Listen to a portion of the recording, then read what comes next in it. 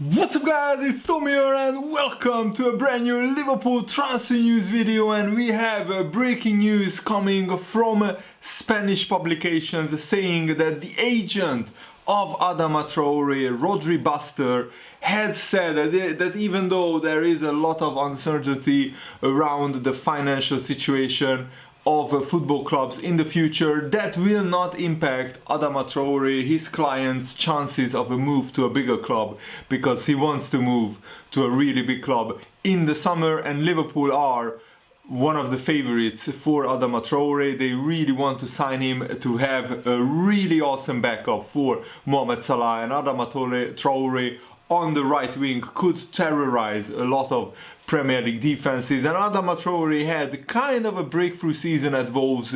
He scored 6 goals and provided 10 assists, but I think his performances against Manchester City were the standout performances of the season, in my opinion, and also in his football career. He showed that even against the best teams in England, Adama Traore can produce the goods. He scored 2 goals at the Etihad to help Wolves record a 2-0 win, and then he got a goal, and I think he scored an assist as well against Man City in the home game for Wolves, where Wolves came from 2-1 down to win in the last 10 minutes 3-2. So Wolves amazingly beat Man City 3-2, and overall, home and away, they have beaten Manchester City for the first time in like 50 years. So let me know guys, do you think Adama Traore would be a good signing for Liverpool?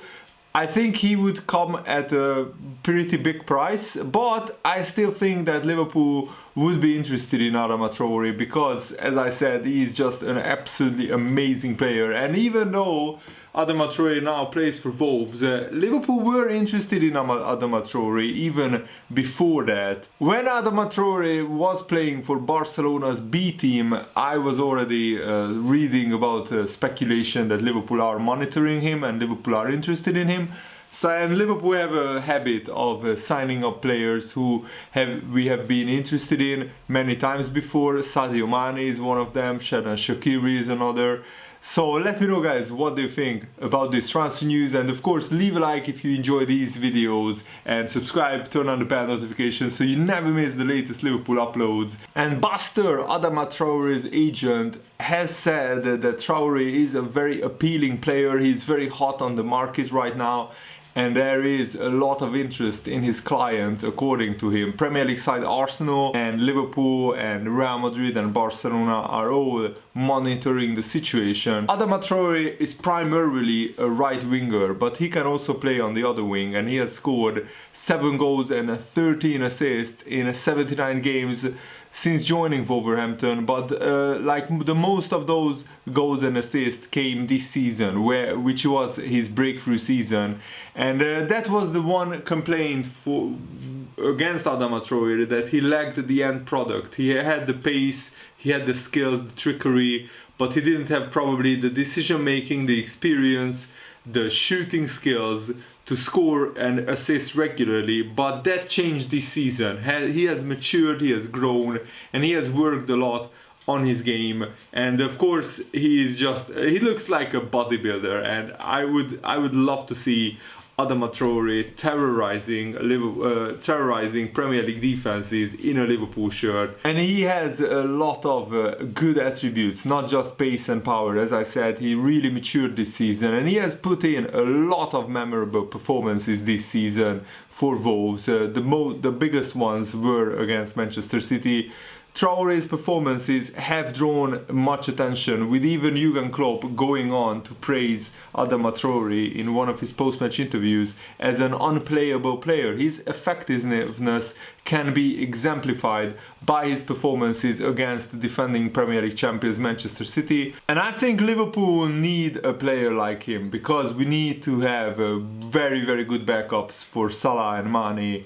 And at the moment we don't really have those. Yes, Minamino is a good player, Origi is also a good player, but Adama Traore I think is on another level. And the gulf between Liverpool's first choice front three and the backup players is just too big. We need to narrow that gap. That's why I would love to see Liverpool sign Timo Werner and Adama Traore, because we need to rotate next season, and Origi has failed to replicate last season's heroics, while Xherdan Shaqiri has been just injured too many times. Oxlade-Chamberlain has been excellent though this season, however his best performances have come in midfield, so we shouldn't rely on Oxlade-Chamberlain playing on the wing. And also that's not his best position. The reason why he left Arsenal was to play in midfield, and I think that's where he is at his best. So we really should sign better backup players for Salah and Mane, and Adama Traore would be a perfect addition to come off the bench to make a difference for us. And also in some games he could start instead of Salah or Mane when they are at the Africa Cup of Nations, or when they need a rest, or if they are injured. Adama Traore could be the perfect backup player. And this is what the agent said about Adama Traore to the Spanish publication. I can't talk about contractual situations because it's a private matter, but Adama Traore was having a very good season, and with his age, conditions, and the fact he's a very appealing, very attractive player right now to many clubs, there would have been a market for him, no doubt about it. We have to hope for the situation to normalize itself and hope that it won't affect him this summer. And before this financial crisis hit, Wolves wanted around 60-70 million pounds for Adama Traore, but I think that number has to come down if Wolves can sell this player, because at the moment I don't think even the biggest clubs would pay anywhere near that amount. Not just for Adama Traore, but for many Premier League players. Only the likes of Harry Kane would command a transfer fee of 70 million plus in the Premier League. According to some reports coming from England, Wolves have also agreed a transfer deal with Loris Karius. Karius terminated his contract after Besiktas failed to pay his wages for 4 months, and he lodged a complaint over at FIFA over that issue. But at the moment Karius is on sale, he's on the transfer list at Liverpool, and Wolves, it looks like, jumped at the chance to sign him up on I guess it's not a free transfer, but I guess it's a pretty low fee considering that Karius only has like maybe 1 year left on his contract. He's 26 years old, and I think he's surplus to requirement at Liverpool. He doesn't want to stay. Jurgen Klopp doesn't want to keep him, so I think the best solution for all parties is for him to go to Wolves. And I'm not sure if this is the right choice, because Wolves have Rui Patricio as the first choice goalkeeper at their club. So why is Karius going there to play second choice?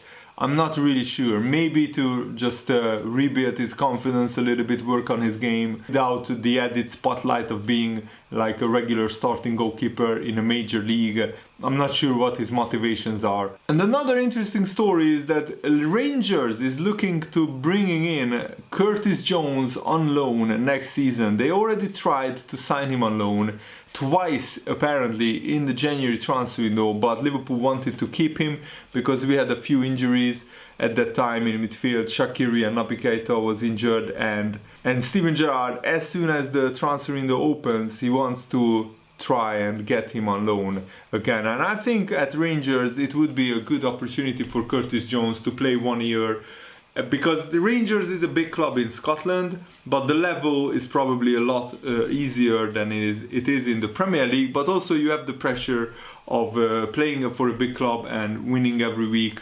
You have to win at Rangers every week, otherwise you will get criticized. So I think Curtis Jones would have a very good football education at Rangers, and also Steven Gerrard knows about him because of his Liverpool connections, so I think it would be the perfect scenario for all parties. And Harvey Elliott, who just turned 17 not too long ago, said this to Liverpool's official website, and I love this ambition of Harvey Elliott, who is just a teenager. I strive to be like Steven Gerrard. I want to be as big of a legend here at Liverpool as him. I want to win the Premier League, the Champions League with this amazing club. For me, that's what I strive towards. I want to help the club in every way possible to accomplish these things. And that's the kind of ambition that you need to have if you want to succeed at a big club like Liverpool. And Harvey Elliott talked about what Mohamed Salah had on him as a player, what kind of impact he had. And this is what he said: "For myself, looking at Mohamed Salah in my position, I idolize Salah a lot. To be going up against him in training, I learn a lot of things from him. Even in the gym as well, he's telling me to do a higher weight. He's telling me to push myself even more. So to have him in the club and around us young players, he's a really big influence on me. It's a dream come true." And I think it's a dream come true for Harvey Elliott to play and to train with players like Salah. That can only improve him. And James Milner said that Harvey Elliott has to play because he's that good. And Pep Yildiz told Harvey Elliott in an interview, "I always ask Milner, by the way, he thinks very highly of you." And he says Harvey Elliott needs to play. He spoke about a few other players at different clubs, young, and the coaches really like them, but they don't play them. To win everything, obviously, with this club, that's what Harvey Elliott's ambition is. And I really love this attitude. Of course, it's very, very difficult to become a legend as big as Steven Gerrard. He's probably the biggest legend alongside Kenny Dalglish. But Harvey Elliott should aim for the absolute top. That's what you should aim for when you are 17. But he needs to put in the work, and he also has to get lucky with injuries. He has to have the talent. I think he has the talent, but a lot of other things need to go the right way for Harvey Elliott to be anywhere even near Steven Gerrard. But I think if he becomes half as good a player as Steven Gerrard was in his prime, then Liverpool will have a fantastic midfielder on their hands. And I seriously think that he has the potential to do so, but as I said, he needs the right attitude, he needs to be surrounded by the right people. I'm sure that at Liverpool he's surrounded by the right people, and also he needs to work absolutely a lot if he wants to achieve what Steven Gerrard has achieved in the game. But Harvey Elliott could already be a Premier League champion at 17 years old, which is just an absolutely incredible feat. I really hope that the Premier League season can be finished somehow before next season starts. And the BBC is reporting that the UK government plans to set up the first of a series of regular meetings involving senior medical directors of the major sports, including football, this week, in a bid to try and return to action as soon as possible. The move was described by a source close to the plans as a quickening of the pace and intended to help football resume within weeks if progress was made. I still think that it's a little bit too early for that. I think we should look for maybe resuming football in a month, in 2 months, not just in a matter of weeks. But the chief medical officer's staff would also be involved, according to this report, in the weekly meetings, and the Prime Minister has been briefed on the plan, and the specifics of football and each sport will be examined by health experts to see what protocols would be needed to be put in place to get each sport up and running as soon as possible, meaning that some type of sport would return sooner than others. Testing, social distancing, hygiene standards and strict limits on the numbers of people allowed in venues would all be discussed and debated. And these meetings are just viewed as preparation, and they are intended to avoid a further delay to seasons being resumed once approval is granted, rather than a sign that it was imminent, which is very important. That it doesn't mean that football will return in weeks, it just means that they are preparing for all scenarios. Indeed, there is an acceptance that the plans being put in place may not end up being implemented for months if progress elsewhere is not made. If the cases don't come down, if the number of deaths each day don't come down enough, then football won't restart. That it's as simple as that. Government officials have accepted that at this stage right now, sport would only be able to take place behind closed doors. I think that's already pretty certain. But there is a recognition that it may provide many people with a much needed boost to morale after months of lockdown. Officials are known to be nervous, however, about the prospect of fans congregating and getting together in large numbers outside football stadiums to celebrate if titles, for instance, are confirmed. And the Premier League was considering making some fixtures available free to broadcast, free to air when the season restarts, but officials are said to be mindful of commercial contracts with broadcasters like Sky Sports, BT Sport, and recognize the importance of the revenue they generate to the sport more widely. The Premier League will hold its next meeting on Friday. And the English Football League also said that it welcomes the current steps being taken by the government, but that a return to playing could only come about through a continued collaborative approach. And the EFL also said in a statement that suitable testing arrangements must be in place before football in England can resume. The position of the EFL remains unchanged, in that the priority is to resume the season as soon as it is possible, with matches only returning at an appropriate point and based on guidance from the relevant authorities. That's the statement, and I fully agree. It's a very delicate situation, but you can't keep this lockdown going on for many months, because people just won't be able to carry it through. They are not used to it, so you have to be a little bit careful easing it, but gradually, and also you have to put in measures in place. The infections rate doesn't shoot up again, but I think it can be done with a lot of communication towards the public, and also a lot of strict measures and guidelines being taken, and hopefully football can return in May or June, whenever it's safe to do so. I just want to see the Premier League resume, and I want to see Liverpool finally win their first league title in 30 years. But as I said, the health and safety of everyone is the most important. Football just comes after that. And Roy Keane came out with a very interesting statement regarding footballers being pressured on taking wage cuts. This is what he said.